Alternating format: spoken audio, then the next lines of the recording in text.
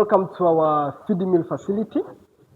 Now, once the learners have produced their maize, soy, whatever from the fields or sunflower or anything there, and they have sat in a class and learned about the formulations of the various animal feeds, now we welcome them here. And this is our entrance point for this feed mill facility. Once the raw materials come in here in all the various forms with the formulations, now the technical persons here help them to produce the feeds. And like I mentioned before, here we make feeds in only two forms. We make the mash feeds, that one that's like maize bran, that's the mash feed, and then the pellets, those that are just like bagia. So that's what we do both of them here. Now, like I also mentioned in the first plant there, that when you look at, yes, they are for students to learn, but when you look at the facility size, you find it's more commercial. It's a big equipment. For example, when you look at its component of the mixer here, it mixes a minimum of at least 800 kilos. So if you're going to train learners that day, so you need at least to have 800 kilos for you to run this facility. For them to see, yes, for all the raw materials. So its mixing capacity, it's 800 kilos. So if you're going just to get materials for you to come and teach them, then it means the training will now become more costly.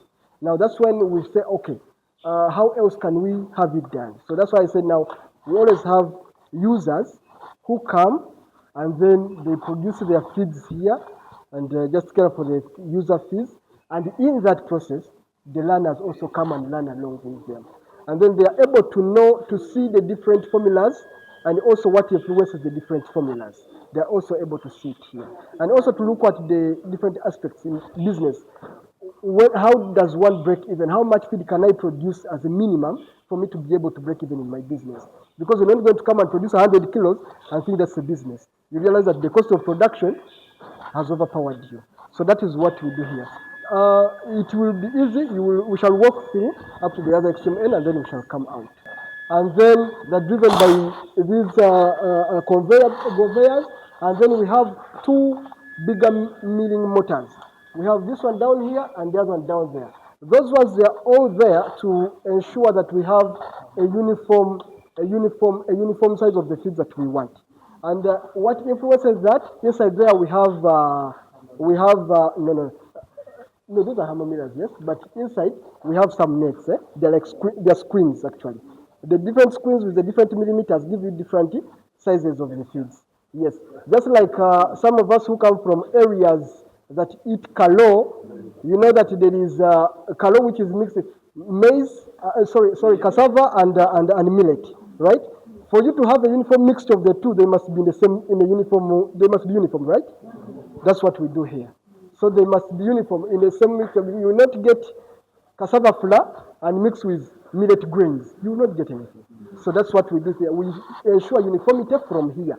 Now, as we are feeding here, we are monitoring the formulas. How much maize, how much soy, how much maybe salt, how much maybe this. We ensure that we mix them properly there, and then they come here for uniformly mixing. That one is just to have them to have them milled, and then this one is to have them uniformly mixed. For someone who is going to make mash feeds, once you mill and mix, you're done. You just dispense and then you bag. Now, an extra work comes when now you're going to make pellets. We have just dispatched a truck here of pellets. You will see some samples here. Now, this is the pelleting section. When you're producing the mash, you produce it and you're done, it comes out from the other section there. It doesn't cross over to this section. Here, you only come to this section when you're going to make pellets. And for you to make these pellets, we have this big guy here, the boiler.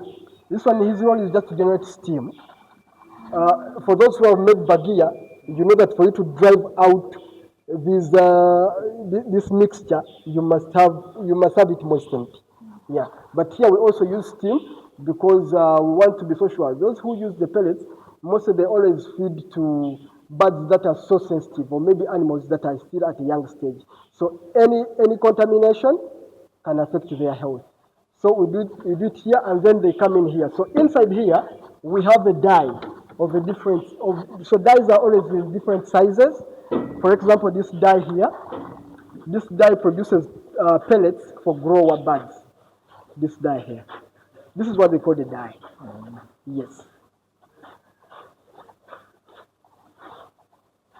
So as the feeds are coming from their side, mixed with the steam here, now there's a motor. This motor here drives them to come out of the dye. Find that those that have not formed the pellets, they remain in the powder form.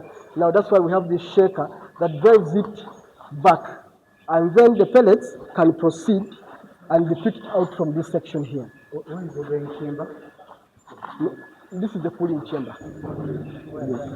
And which temperatures are you talking about? Sorry? Temperatures. Yes. It can even be 30. Application on the power. Yes.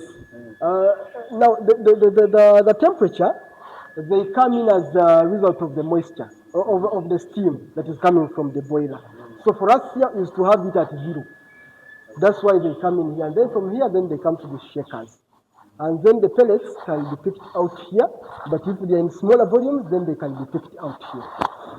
We have agro-mechanization classes. Okay. Yeah, there are those students that do agricultural mechanization, and they're part of the maintenance class. And then the unit just behind you, that is the silo, storage silo. So you can choose to, if you have volumes and maybe you have no team to help in the bagging, or maybe you don't want to dispatch immediately, you can produce and throw into the different bins. These are all different silos. Yeah, and every silo is about 1 ton. So these are 4 tons here. And in case you want to produce, you want to bag feeds, maybe these ones were packed first in silo 1. Then we have a control board there. You just open this, and then it will come out. So whatever you select is what comes out. Everything is on the control board there. And you're back from this. And these are also feeds actually. Sorry. Oh, you're back from here. Yes. These are already pellets here. Okay. Yes. These are already pellets here.